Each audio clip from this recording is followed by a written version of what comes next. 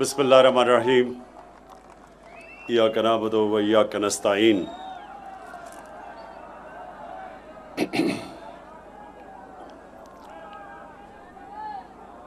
جناب امین اسلم صاحب، سب سے پہلے تو مجھے یہاں آ کے خوشی اس لیے ہوئی کہ نہ تو آپ نے ہمارے 10 ارب یعنی 10 بلین ٹری سونامی کے لیے آپ نے یہ پورا ایریا جس میں 10 لاکھ آپ نے درخت لگانے ہیں اور اس کی شروعات کی، لیکن دوسری چیز مجھے یہ بھی خوشی ہوئی کہ نوجوانوں کے لیے آپ نے سپورٹس کی گراؤنڈ یا کرکٹ کی گراؤنڈز 10 بنانے کا فیصلہ کیا۔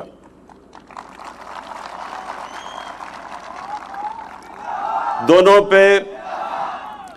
پہ میں پہلے بات کر دوں، پھر میں جو آپ نے اٹک کے لیے جو چیزیں آپ نے ریکویسٹ کی اس کے اوپر بات کرتا ہوں۔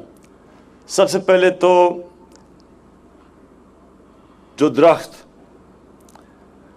میں کیونکہ وہاں نوجوان کھڑے ہیں، آپ کے لیے یہ بہت ضروری ہے سمجھنا، یہ جو ہم درخت لگا رہے ہیں یہ آپ کے مستقبل کے لیے اتنا ضروری ہے کہ آج آپ کو اندازہ نہیں۔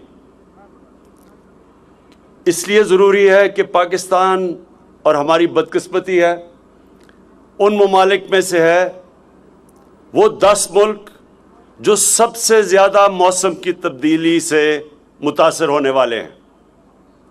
ہم ان 10 ملکوں میں سے ہیں، اور موسم کی تبدیلی ایک جس کو کلائمیٹ چینج کہتے ہیں، جو کہ یہ گرین ہاؤس گیس کے ایفیکٹس کی وجہ سے دنیا میں موسم گرم ہو رہا ہے، اور پاکستان کیونکہ ان ملکوں میں سے ہے جدھر سب سے زیادہ متاثر ہوں گے ہم اس موسم کی تبدیلی سے، کلائمیٹ چینج سے، لہٰذا یہ آپ کو سمجھنا چاہیے کہ ہمیں ہر وہ چیز کرنی چاہیے کہ یہ جو موسم گرم ہو رہا ہے اس اپنے ملک میں اس کے اثرات ہم کم کریں، اور وہ ایک ہی طریقہ ہے کہ ہم پاکستان میں یہ جو 10 ارب درخت لگانے کا جو ہمارا پروگرام ہے اس کو آپ سب کامیاب کریں۔ آپ نے یہ جو درخت، یہ سارا علاقے میں جدھر 10 لاکھ، اس علاقے میں 10 لاکھ درخت لگیں گے، وہ میں آپ کے سامنے اب آپ سے یہ وعدہ لوں گا کہ آپ نے ان 10 لاکھ درختوں کی حفاظت کرنی ہے، اور ہم آپ کو کھیلوں کی گراؤنڈیں بنا کے دیں گے۔ درخت ہمارے مستقبل کے لیے ضروری ہیں، اور کھیلوں کی گراؤنڈیں ہمارے نوجوانوں کی صحت کے لیے ضروری ہے۔ بدقسمتی سے نہ ہم نے اس ملک میں درخت لگائے، 70 سال ہم نے جو انگریز بھی چھوڑ کے گیا تھا جس طرح کے جنگلات، وہ بھی ہم نے ختم کر دیے۔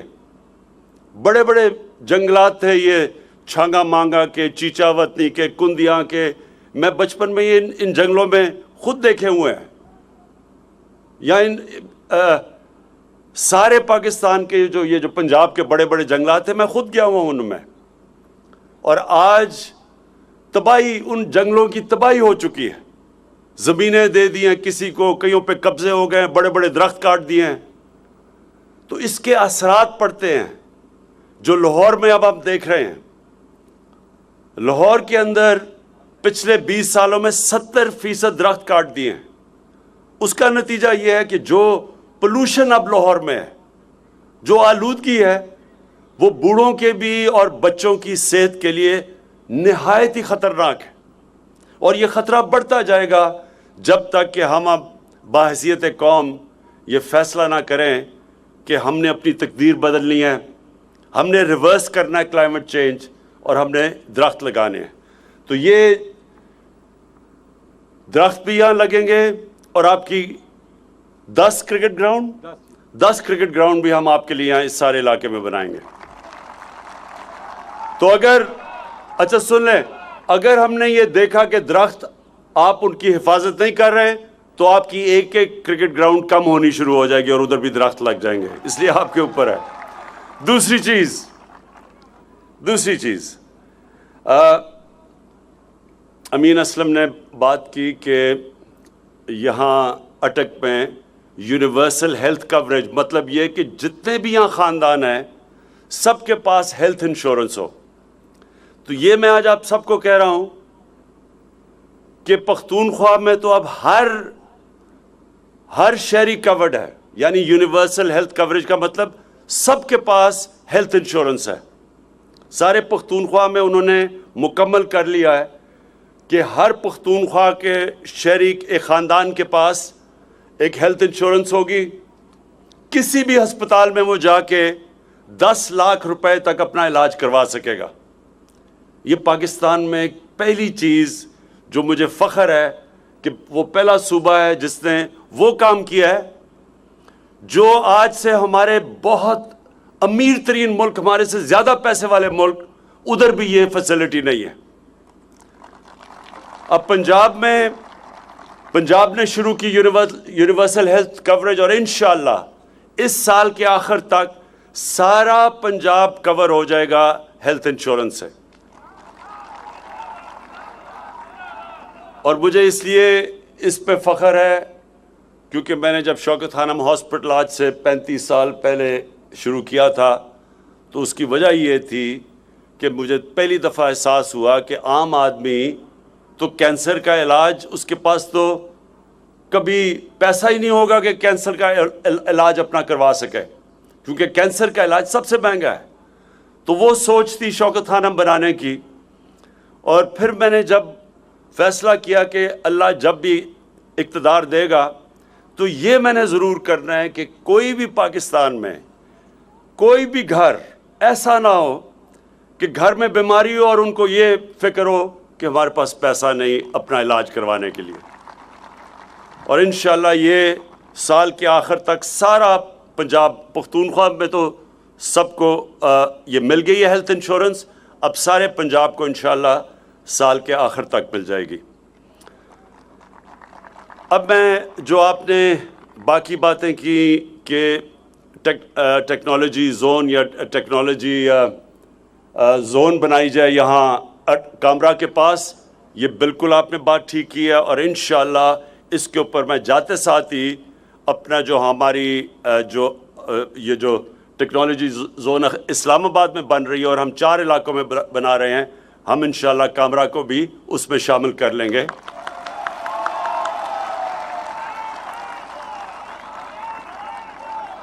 کیونکہ جو آنے والا زمانہ ہے وہ تو بالکل ہی اب ٹیکنالوجی کا زمانہ آ گیا. اور پاکستان نے پہلا جو ٹیکنالوجی کا ویو تھا وہ تو ہم نے مس کر دیا، لیکن اب ہماری پوری کوشش ہے کہ آئی ٹی کا ہم پورا فائدہ اٹھائیں اور یہ جو نئی ٹیکنالوجیز آ رہی ہیں اس میں پوری طرح پاکستان اب شرکت کرے، کیونکہ ہمارے پاس ایک نوجوان آبادی ہے اور سب سے آسان نوکریاں دینا آج کل ٹیکنالوجی کے اندر ہے. تو انشاءاللہ یہ جو آپ نے کہا اس کے اندر امین، میں یہ جاتے ساتھ ہی اس کے اوپر ہم انیشیٹ کریں گے، کیونکہ وہ بڑی اچھی جگہ آپ نے کہا کہ پہلی یونیورسٹی بن رہی ہے ایویشن کی، اسی کے ساتھ پھر ہم ایک ٹیکنالوجی زون بھی بنا دیں گے.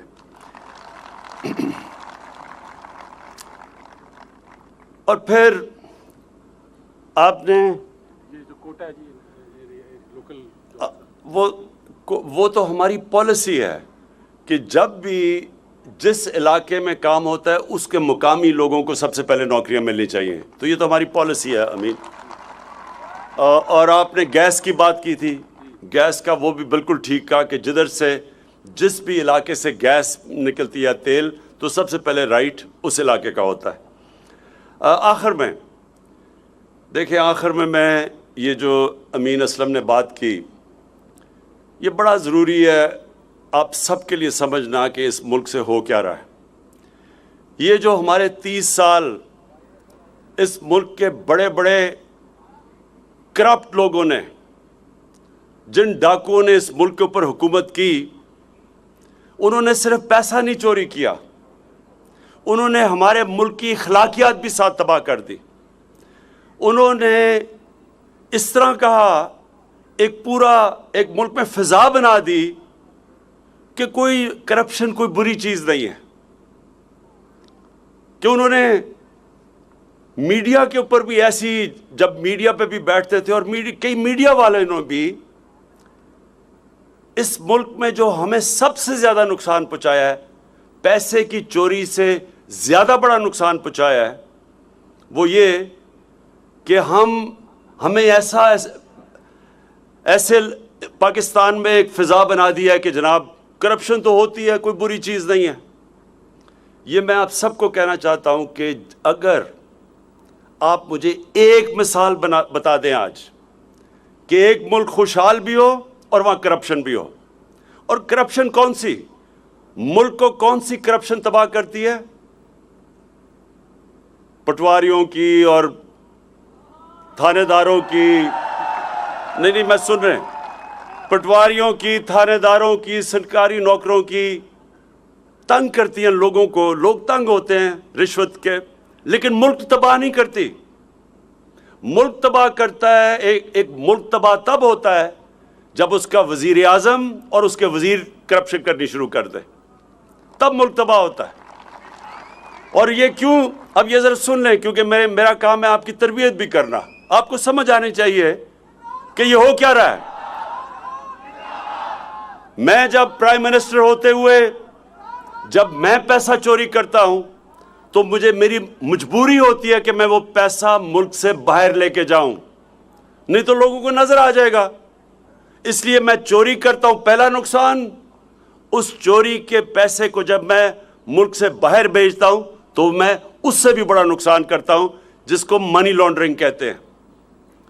اور جب آپ کا پرائم منسٹر شروع ہو جائے چوری کرنے، اور بڑے بڑے اس کے اور اس کے بچوں کے باہر محلات اور لندن کے سب سے امیر علاقوں میں، اور اس کے وزیر بھی پھر شروع ہو جائیں اقامہ لے کے پیسے باہر نکالنا، تو تب وہ ملک تباہ ہوتا ہے اور مقروض ہوتا ہے، تب اس ملک پہ قرضے چڑھ جاتے ہیں، تب وہ ملک کے اوپر یہ گلوں میں زنجیر پڑ جاتی ہے قرضوں کی، تب اس ملک کو جا کے بھیک مانگنی پڑتی ہے دوسرے ملکوں سے۔ اور کبھی بھی ایک ملک جو قرضوں کے دوسروں سے مانگتا ہے اور جو امداد مانگتا ہے، اس کی دنیا میں عزت نہیں ہوتی۔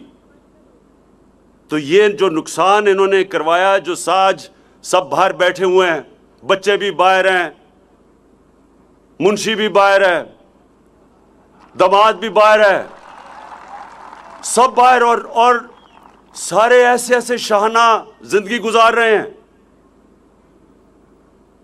میں بھی ان کی ذرا دیکھ رہا تھا، کوئی ان کی وہ ٹی وی پہ آتا ہے کہ اسحاق ڈار، وہ بھی سب سے مہنگی گاڑی رولز رائس بینٹلی، اس کے بچے بھی Rolls Royce Bentley, Nawaz Sharif کے بھی۔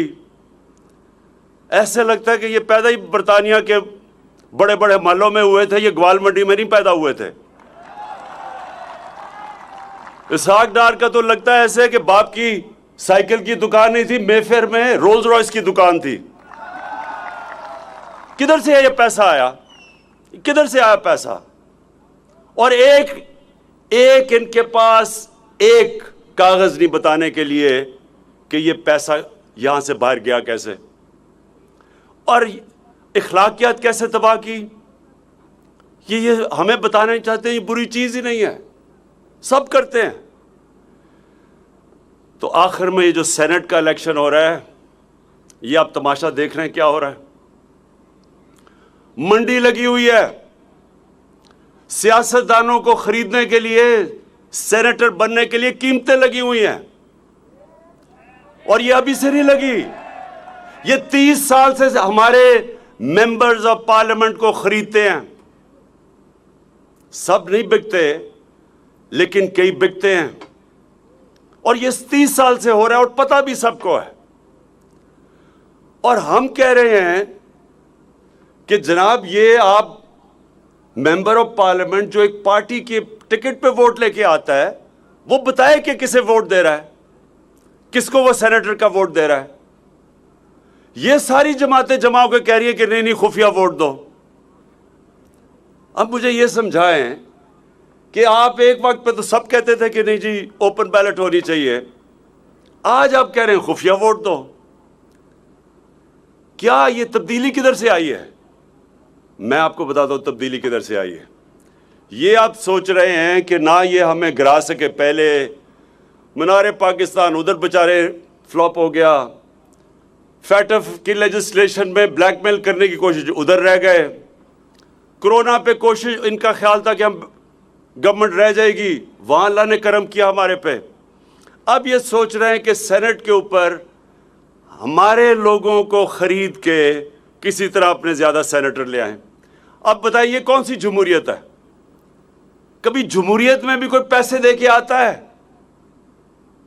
پچھلے الیکشن میں پختونخوا کے اندر کوئی 17-18 پہ ایک ایم پیز کی ووٹ کے اوپر ایک سینیٹر بنتا تھا. پیپلز پارٹی کے 2 سینیٹر آ گئے اور ان کے کتنے ایم پیز تھے؟ 6 ایم پیز. 6 ایم پیز پہ 2 سینیٹر آ گئے, جبکہ ایک سینیٹر 17 ووٹوں پہ بنتا تھا. تو یہ کیسے آیا؟ یہ پیسہ چلا, سب کو پتہ ہے پیسہ چلا. تو آج ہم کہہ رہے ہیں کہ اوپن بیلٹ ہو, یہ سارے مل کے کہہ رہے ہیں کہ نہیں جی خفیہ بیلٹ ہو. یہ ہوتا ہے جب ایک ملک کی اخلاقیات تباہ کر دی جاتی ہے. کسی بھی ملک میں, مہذب معاشرے میں کسی کی جرت نہ ہو یہ کہنے کی کہ خفیہ بیلٹ ہو, جب آپ کو پتہ ہے کہ سینٹ کے الیکشن میں رشوتیں دی جاتی ہیں. رشوت دے کے سینیٹر بنتا ہے اور رشوت دے کے ممبرز آف پارلیمنٹ کی ووٹ خریدتا ہے. اور جو سینیٹر کروڑوں روپیہ خرچ کر کے بن کے آئے گا, وہ کیا عوام کی خدمت کرنے آئے گا؟ وہ عوام کا خون چوسنے آئے گا, وہ پیسے بنانے آئے گا. کوئی ایسے بھی کروڑوں روپیہ خرچ کرتا ہے جب تک کہ اسے پتہ نہ ہو کہ میں پیسہ بنا سکتا ہوں. اس لیے یہ قوم ایک فیصلہ کن وقت پہ کھڑی ہے. ایک طرف پاکستان کی عوام ہے, ایک طرف یہ ڈاکو اور ان کے ساتھ جو ان کا مافیا ہے, اور انشاءاللہ جیت پاکستان کی ہوگی.